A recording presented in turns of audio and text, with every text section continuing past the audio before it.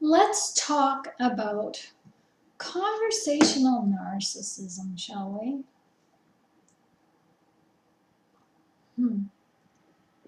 Have you ever met someone or had a friend or a family member or even a spouse who can't help but have those one-sided conversations with you?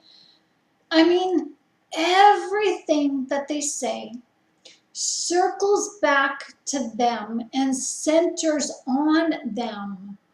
You could be talking about the nice French restaurant you went to the other night and how you are so impressed with your meal choice, but somehow, in some way, the conversation meanders to who matters, the other person. Oh, they interject, they interrupt with talking about their meal and how, oh, it reminds them of the time when they were in Ibiza and how they and their friends had this meal on the beach, which led to another conversation which led to meeting a certain person, which led to this certain event. Oh, those were such good times. Good times, man. Fist bump. Yeah. And oh, wish you were there. Not. You're left sitting there flabbergasted, like, what? How did the conversation take us all the way back to, what, 1999? In some unknown place that you never heard of? How in the world? How in the world? Like, what just happened? The narcissist just happened. You're engaged with a narcissist. And the one-sided conversations, those empty conversations that always direct the attention onto or circle back to the narcissist, well, that's called conversational narcissism. And friends, don't make the mistake that this is just a one-off. It's all the time because it's habitual. Notice the pattern because having a one-sided conversation with a conversational narcissist is extremely lonely. See, healthy communication is to share a meeting of the minds, a bonding of the hearts of those who see and share talking points with us. Now, in conversations, we also disagree so that we can express ourselves in empathy towards one another and learn perspectives so that we can grow.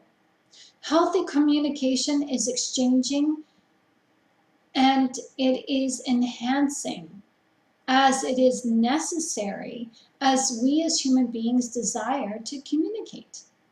The conversational narcissist does not desire to meet you in the middle or meet you on a level to understand you. It's quite the opposite, actually, and it's quite sad, as they are missing out, and they are causing you to miss out. In this video, I will share with you some tips and hints to help you better navigate yourself when you are dealing with a conversational narcissist. Hello, my name is Shannon Gilmore and I am a Christian life coach. I am an author and I'm a Udemy course creator. I'm a peer support counselor and mentor, and I'm here to help you understand life by understanding the psychological perspective through the Word of God.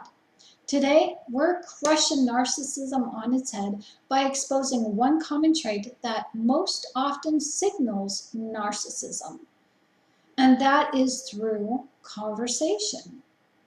We all know that one-sided conversation, and we know what it looks like, as many of us have had those. But to refresh your memory, those one-sided conversations are where you listen and the other person talks.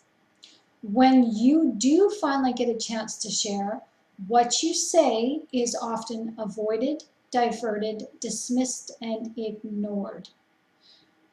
The key talking points that you want to address in the conversation to the conversational narcissist, they don't exist. Why?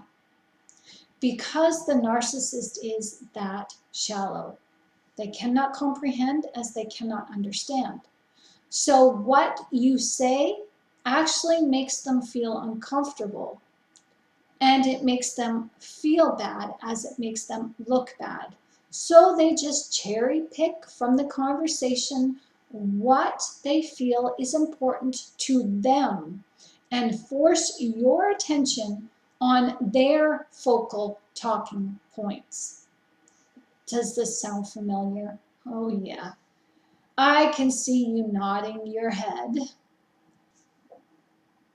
You can now have that sigh of relief because you know you are not making something out of nothing. It is the narcissist who is making nothing out of something. So before we go on to this video, if you like this video, please give it a thumbs up and subscribe to this channel if you haven't done so already. This helps to get this video and this channel out to those who value this insight, as well as those videos are meant to help us heal as we progress forward in our healing journey of narcissistic abuse. So thank you very much for your support. Now I'm going to switch this up a little bit as this topic is about the conversational narcissist. However, this topic is about the conversation of the narcissist. When I stumbled on this title, the conversational narcissist, I assumed, oh, another subtype of narcissist that I wasn't aware of, when in fact, the conversational narcissist is a term used to describe the lack of engagement a narcissist has with you in conversation.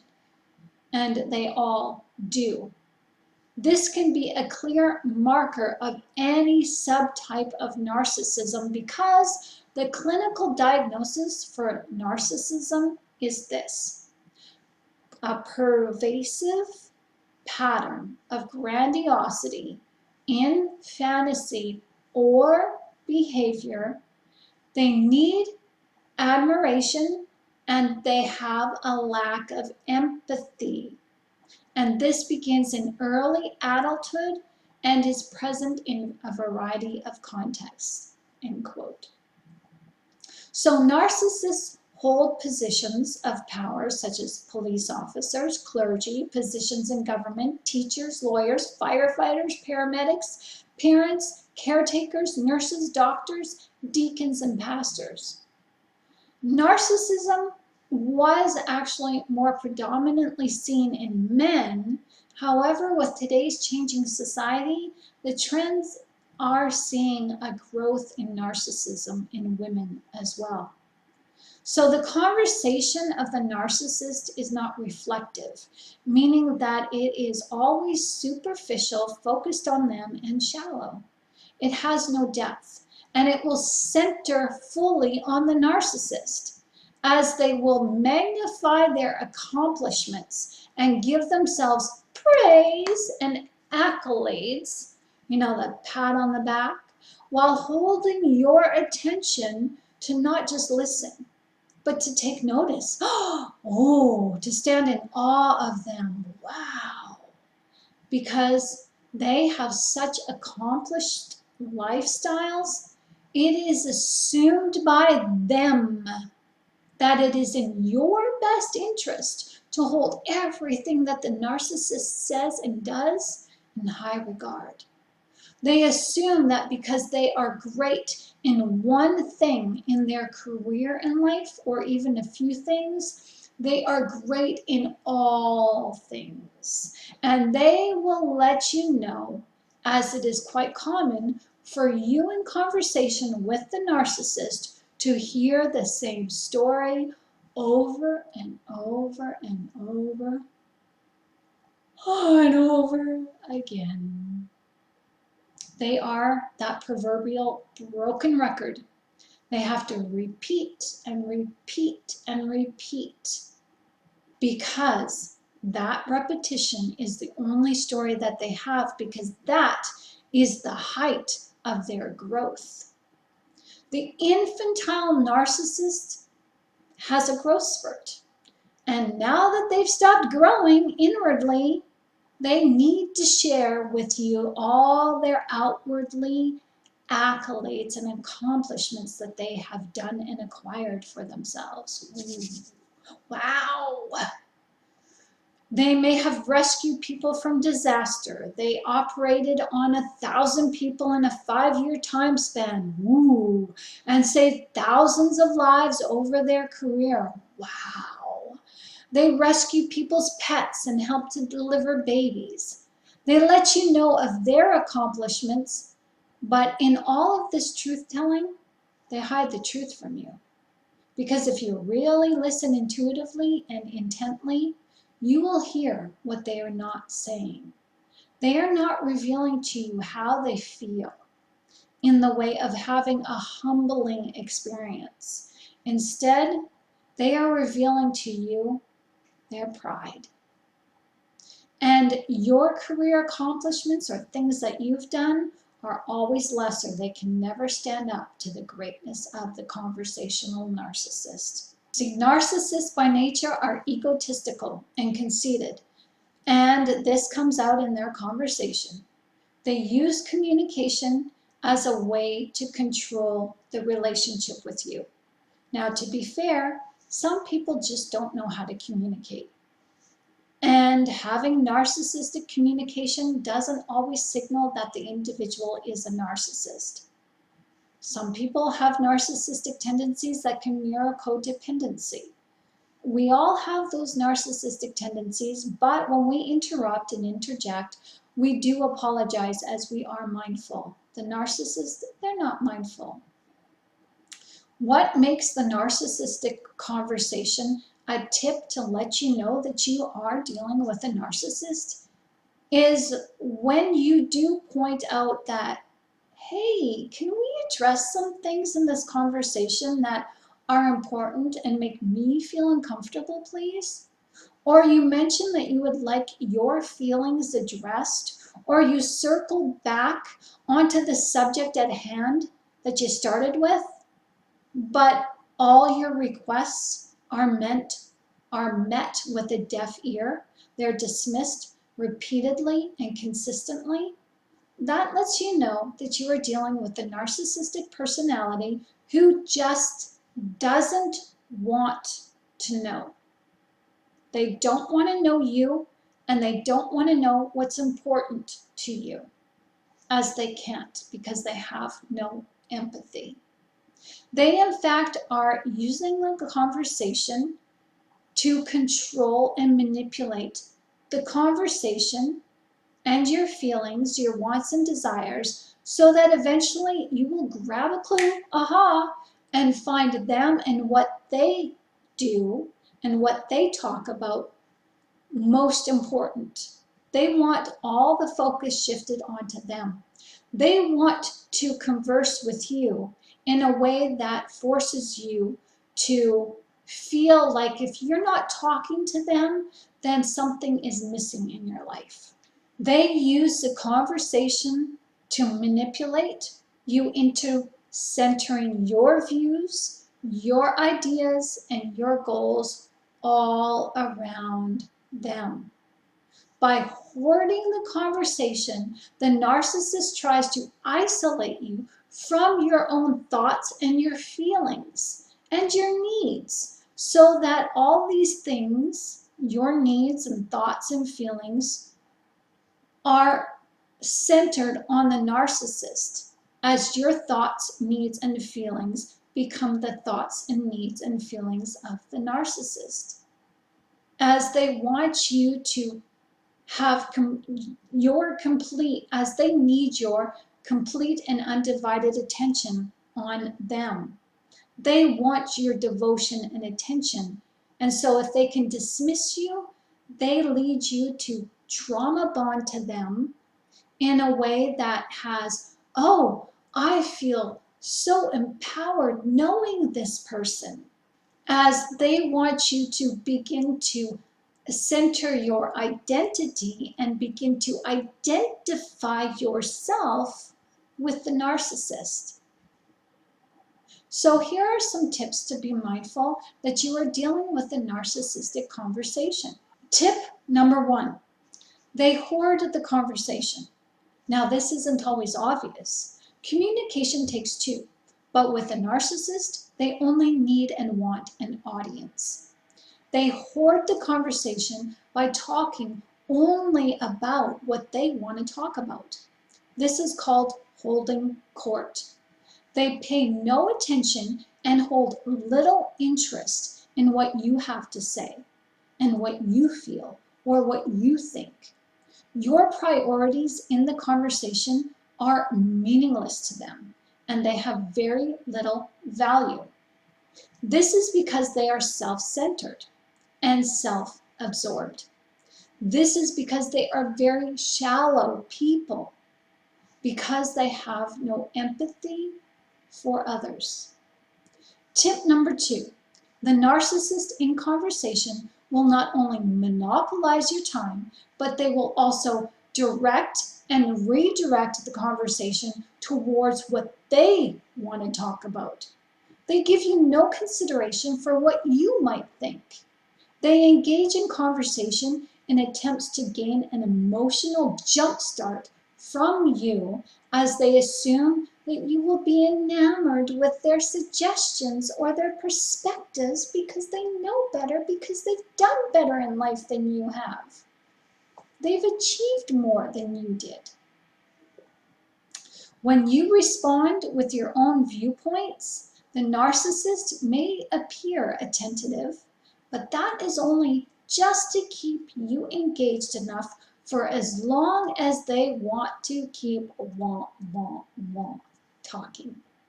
They will give you very little acknowledgement or none at all, and they will direct the topic right back onto himself or herself, effectively shutting you down so that you can sit there in silence and just listen and agree. That's all they want. A narcissist does not want to consider your point of view because they do not want the conversation to ever point in the direction that they might be wrong, that they might be mistaken, that they may have a misdirection somewhere in the conversation. To consider your alternative viewpoint means to them that you think you are superior and that they are the inferior ones. And if they consider your ways, well, then they have to agree that you might be right and they are wrong, and that you are superior and that they are inferior.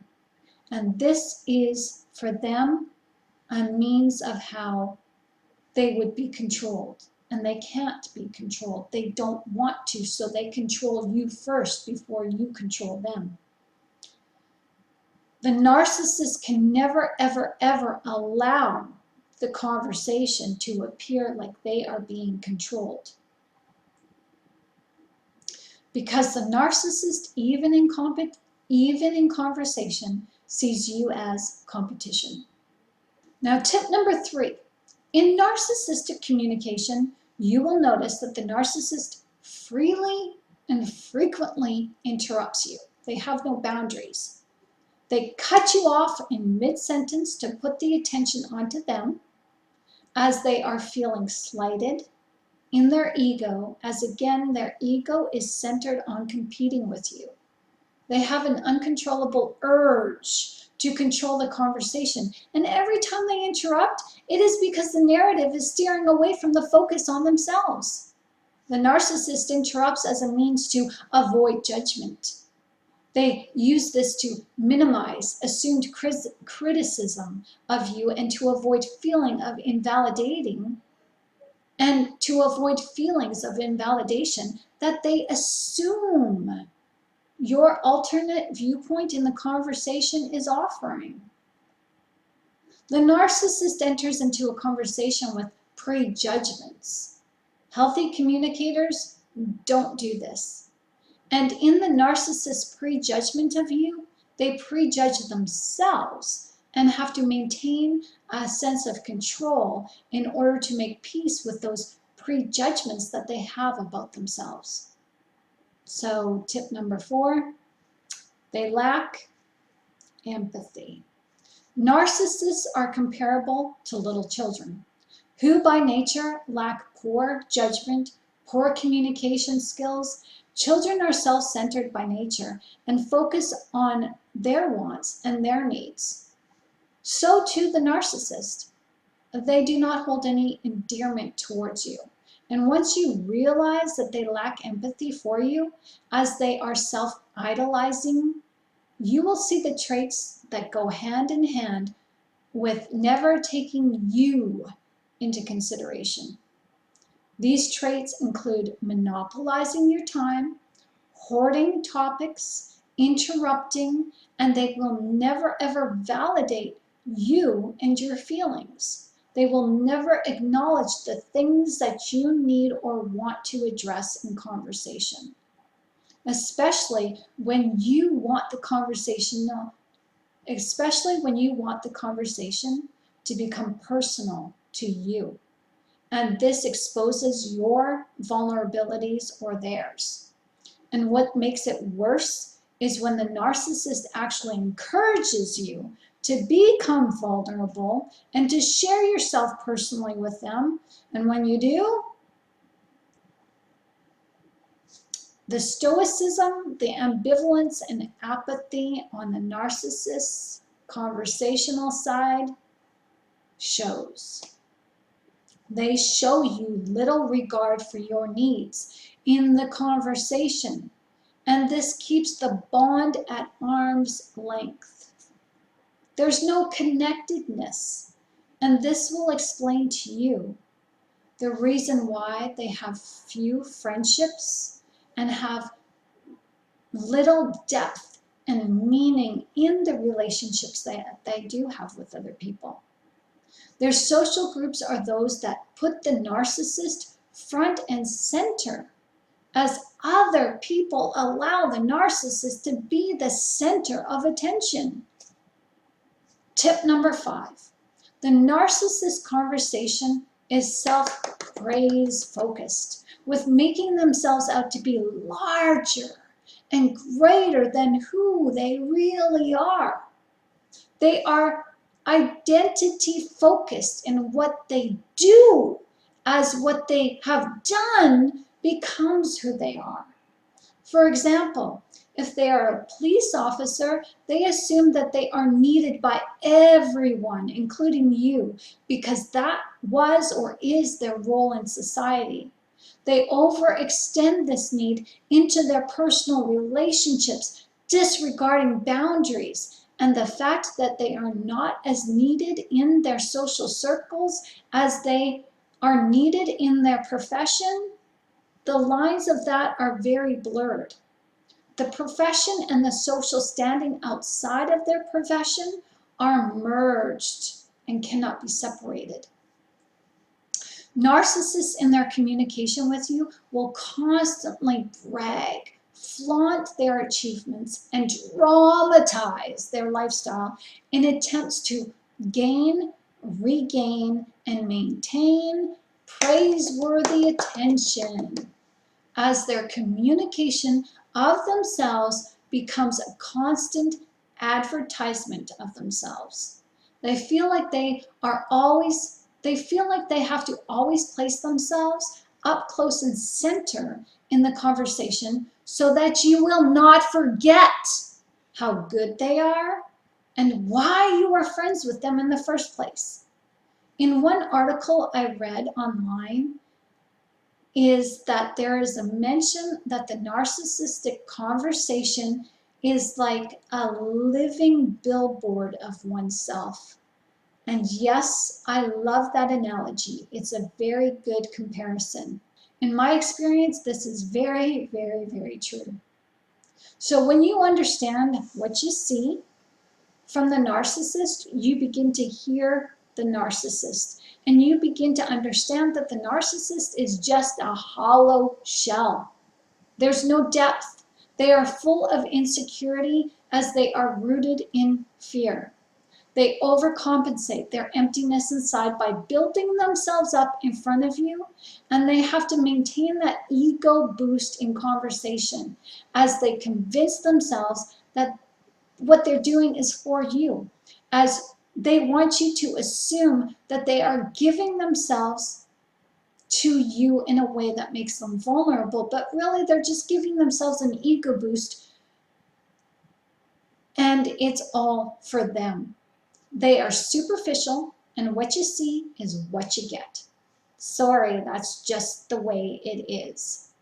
What they give you in conversation is what will always be, unfortunately. And what they give you in conversation is what they will give you in person, in personality. So tip number 6, they have a false superiority about themselves. Now, narcissism is a means to cover up inner inadequacy.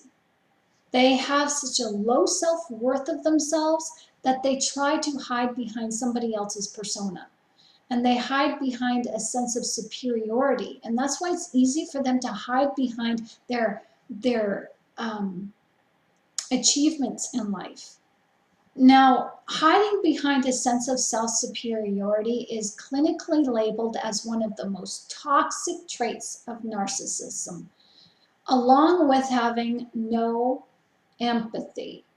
The narcissist, depending on the narcissism type, shows arrogance and conceit, or they can also show smugness that is veiled in passive aggression, and this is often overlooked. The narcissist cannot feel good about themselves unless they make themselves feel big and tall by putting others down or putting others in their place. And how they do that is not often seen in obvious ways. Deflecting, marginalizing, or minimizing your intentions and your needs and wants and feelings in the conversation is a form of stonewalling, and it is also a form of bullying. It is a way to dominate and control not just the conversation, but to dominate and control you. They make you feel, or they try to make you feel inferior by building themselves up higher than what they really are. As some narcissists may even say that they feel intimidated by you, as you know more than they do, as you're more confident than they are. They want you to take that as a compliment, but really it's an insult. It is their feelings that feel insulted by your demeanor. And because they feel inferior to you, they project that onto you by overt and covert means in conversation, as this is extremely effective for them. Tip number 7, narcissists are the know-it-all of the group, and they believe that they know better than you or anyone else. They violate boundaries by imposing their matter-of-fact, this is how it is, this is how it's going to be.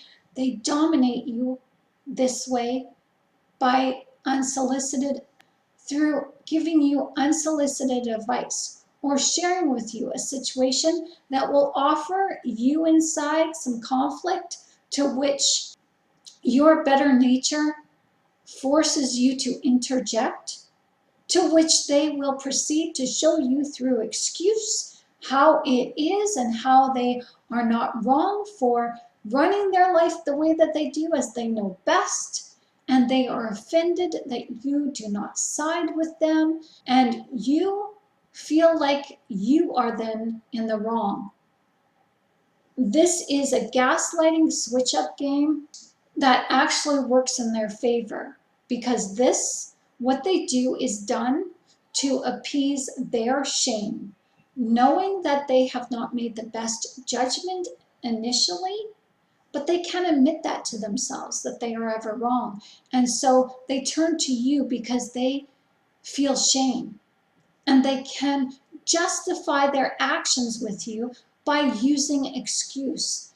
And they create an air of tension with you, and they project their shame onto you that they are feeling, as this kind of rights their wrongs in their mind and makes them feel like they have been judged by you, that they have to validate and give reason to appease that judgment.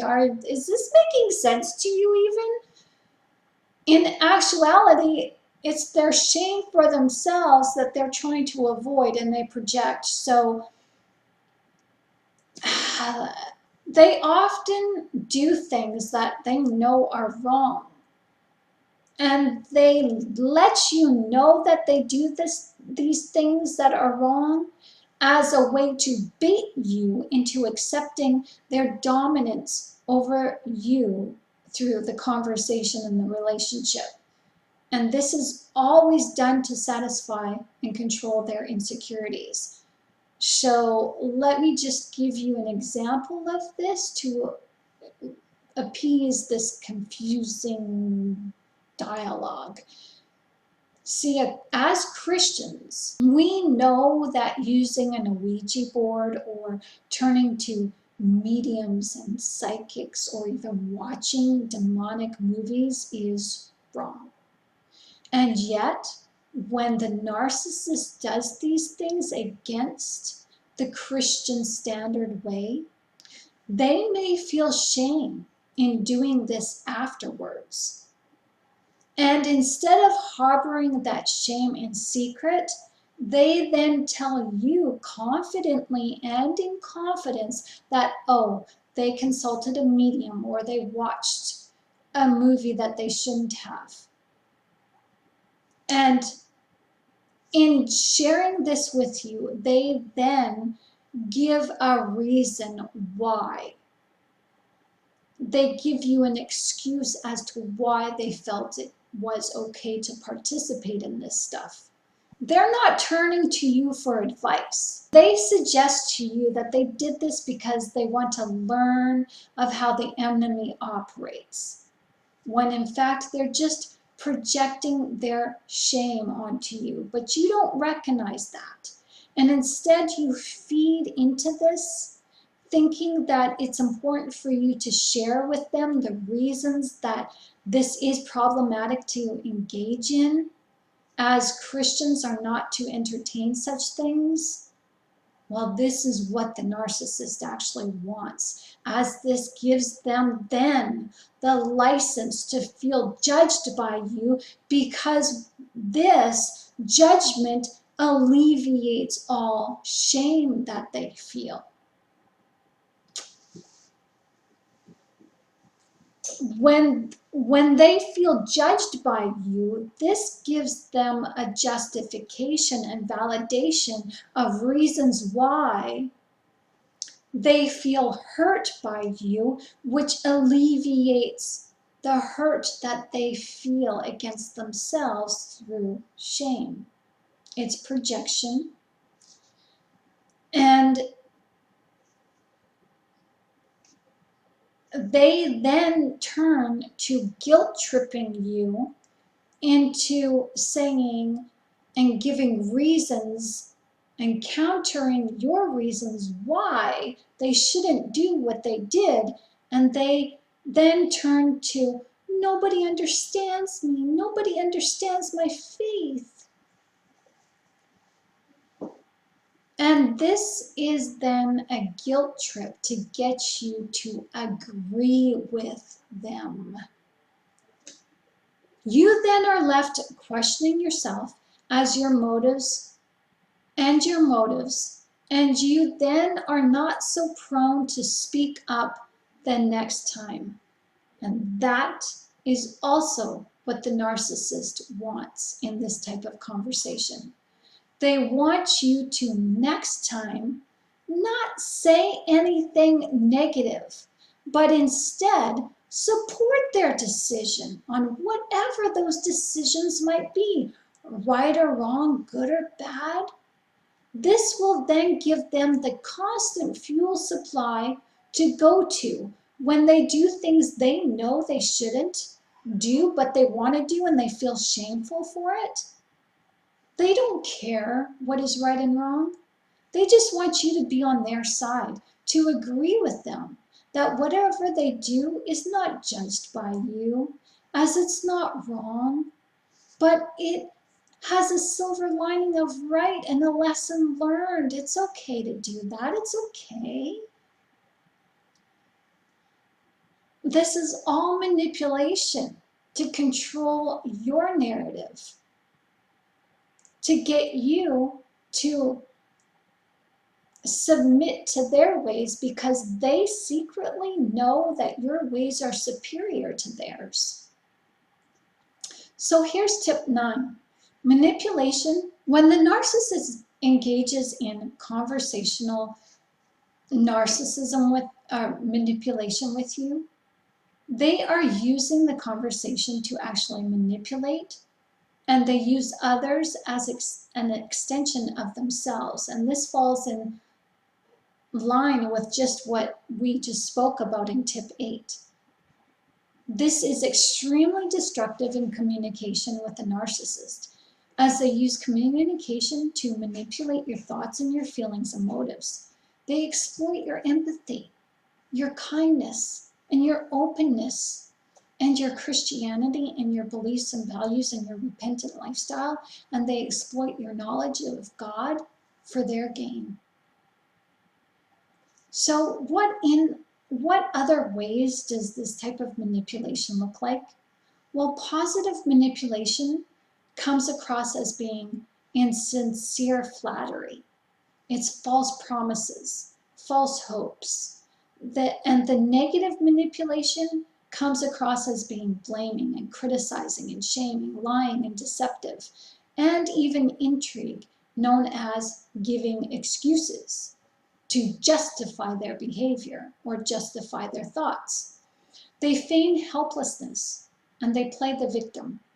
They bait you with guilt tripping, and they use hostility and abuse, threatening behaviors such as threatening to sever the relationship, threatening to leave you. They use tantrums such as yelling and intimidation and coercion, and they also may ignore you and stonewall you in the conversation by not talking to you for days, weeks, months, or even years. When you understand the manipulation with the conversation of the narcissist, you will then begin to understand that the narcissist always, always, always intends to use you. Never do they want to relate to you. Using words is a narcissist's go-to weapon, as it's a trap. As even in the Garden of Eden, the enemy manipulated Eve by saying this one little phrase, did God really say? The enemy manipulated the words and the empathy of the love Eve had for God against her, twisting the intention and turning a positive into a negative to serve the enemy's own selfish gain. In conversational narcissism, understand that you are engaging in a competition of words, a battle of wits, a battle of wills, a battle of mind over mind, ego versus ego. And this is never a cooperation conversation. Unfortunately, there is not a lot that you can do. You cannot change them. All you can do is protect yourself. Understand who you are dealing with in these one-sided manipulative conversations. Don't take what they say or do personally. Trust your gut and protect your heart and mind. And just know that the person that you're dealing with is immature and not ready to handle adult conversations, to work towards a common goal where you both grow and learn to nurture each other. That's not the goal or the end game for the narcissist. So all you can do is just minimize contact and distance yourself, as this is the only way you can protect your mind and your heart. With today's growing trend of staying in contact through social media and texting, conversational narcissism is more apparent than it ever was. And it seems to be, in my experience, that the narcissist loves to use texting and social media as a way to hide themselves behind words, as having those face-to-face conversations or over-the-phone conversations are more conducive to two parties involved. The narcissist is able to hide behind texting as texting is extremely favorable for the narcissist, as the narcissist is able to use texting as their go-to means of communication. The phone conversations is a means only as a last resort, because texting gives the narcissist a visual to stay on point and to recall the conversation so they can better lie and manipulate you against yourself, as the narcissist is able to use texting as a way to manipulate the conversation and keep the conversation's focal point solely on them. Phone conversations or face-to-face contact involves emotion and influx in the voice and hearing the intention, as the intention of the conversation is felt physically and succinctly through these types of conversation.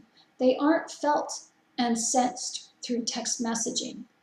Text messaging alleviates the engagement of body language and micro expressions on the face and hearing the love and adulation or the contempt in someone's voice.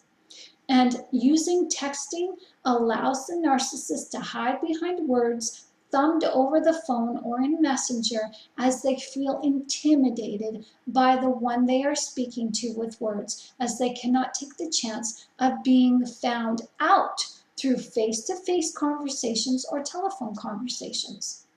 So I hope that this video has helped you to see that narcissists lack the skills to effectively communicate, and this is a way the narcissist uses to form a trauma bond with you.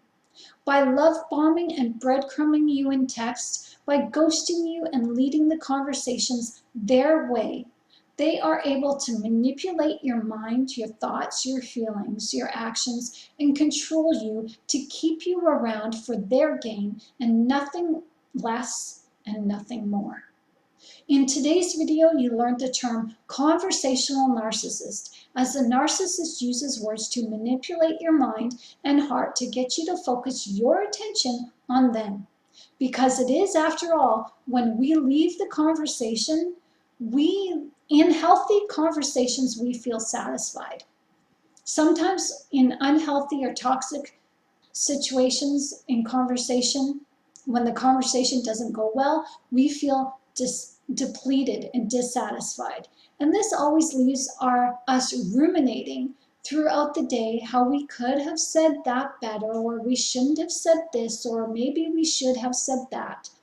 Whatever the case may be, the spiritual route through conversing with the narcissist leaves a trail of destruction as our heart and mind become focused on the narcissist, and that is exactly what they want. They want to be the focal point of our day, even when the conversation is over, as they use communication to get in our heads and hold real estate, so that we remain so focused on them that their being becomes our focus when we're going about our day, even when we're not engaged in conversation with them.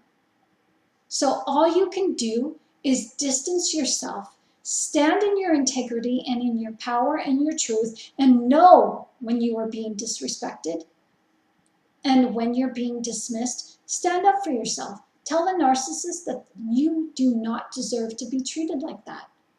Find people who truly appreciate you and who are able to hold empathy for you. They are out there. You just need to deviate your focus and look in another direction than what you are used to. What might that direction be? Looking inwardly for answers and for self-loving direction, and also looking in God's Word.